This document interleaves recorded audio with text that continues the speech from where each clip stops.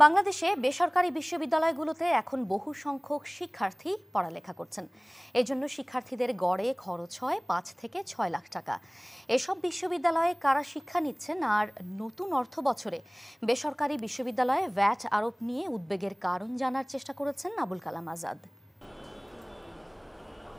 একটি বেসরকারি বিশ্ববিদ্যালয়ের কম্পিউটার ল্যাবে কাজ করছেন শিক্ষার্থীরা।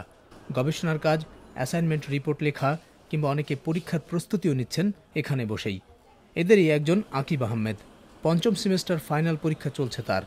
উচ্চশিক্ষার জন্য আকিব ঢাকা এসেছেন রাজশাহী থেকে। প্রত্যেক সেমিস্টারে 20,000 টাকা করে দিতে হয়।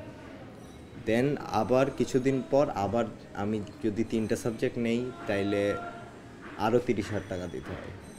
প্রত্যেক মাসে একটা ছেলের পিছে 50-60 হাজার টাকা বেয়ার করা। আমি না, এখানে আমার চেয়ে আরও অনেক গরিবে অনেক গরিব স্টুডেন্ট পড়ালেখা করে।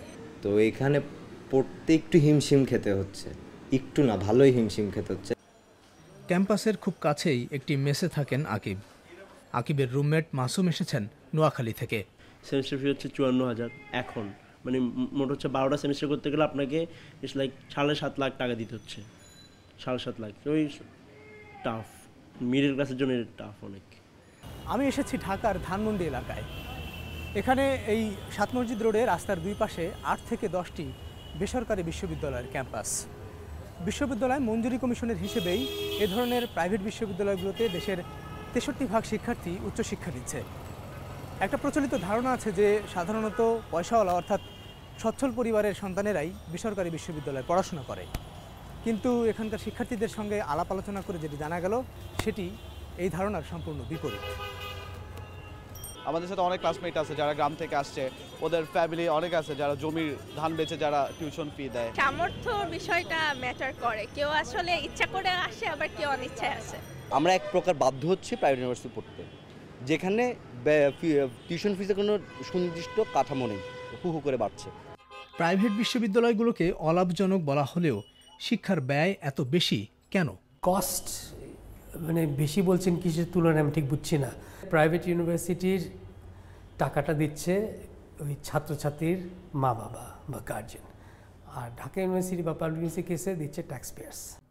অধ্যাপক ইমরান রহমানের সঙ্গে কথা হচ্ছিল উচ্চশিক্ষায় ভ্যাট আরোপ এবং শিক্ষার মান নিয়েও। VAT should be completely zero. Education is not a commercial purpose. At the end কিন্তু আমরা নন প্রফিট, তো এটা আমরা দেবো না তো, বিকজ আমরা তো একটা ধরেন আমাদের একটা ফি ধার করছি, তার উপরে যদি সরকার বলে যে আরও সার্টিফিকেট আমরা চাই, তাহলে তো আমার ওইটা তো স্টুডেন্টের কাছ থেকেই নিতে হবে। 84-এর মধ্যে তো সব তো টপ কোয়ালিটি না। সিমিলারলি পাবলিক ইউনিভার্সিটি কি সব ঢাকা ইউনিভার্সিটি? এই প্রাইভেট ইউনিভার্সিটি কোয়ালিটিটা ইমপ্রুভ করার জন্য যে উদ্যোগটা আছে সেটা কিন্তু খুব ইম্পর্টেন্ট। সরকারি বিশ্ববিদ্যালয়ে পড়ার খরচ কম, কারণ সেখানে ভর্তুকি আছে। প্রতি শিক্ষার্থীর জন্য বছরে গড়ে 1,10,000 টাকা ভর্তুকি দেওয়া হয়, কিন্তু বেসরকারি বিশ্ববিদ্যালয়ের সমস্ত খরচই বহন করতে হয় পরিবারকে। এটা তো সত্যি কথা যে পাবলিক ইউনিভার্সিটির মাধ্যমে বাংলাদেশের সব ছেলেমেয়ের স্থান সংকুলন করা সম্ভব না। তাহলে এই ছেলেমেয়েগুলো যাবে কোথায়? যে একজন পিতামাতার 3টা ছেলেমেয়ে যদি বিশ্ববিদ্যালয়ের ছাত্রছাত্রী হয় বা 2টো ছেলেমেয়ে, তাদের উপর ভ্যাট আরোপ করে তাদেরকে নিরুৎসাহী করা হচ্ছে শিক্ষা গ্রহণে। এইচএসসি পরীক্ষার ফল প্রকাশ হয়ে গেছে, তাই শিগগিরই বিশ্ববিদ্যালয়ে নতুন শিক্ষাবর্ষে ভর্তি প্রক্রিয়াও শুরু হচ্ছে। শিক্ষার্থী ও অভিভাবকেরা বলছেন, বাংলাদেশে বেসরকারি খাতে উচ্চশিক্ষার ব্যয় ক্রমাগত মধ্যবিত্তের নাগালের বাইরে চলে যাচ্ছে। আবুল কালাম আজাদ, বিবিসি বাংলা, ঢাকা।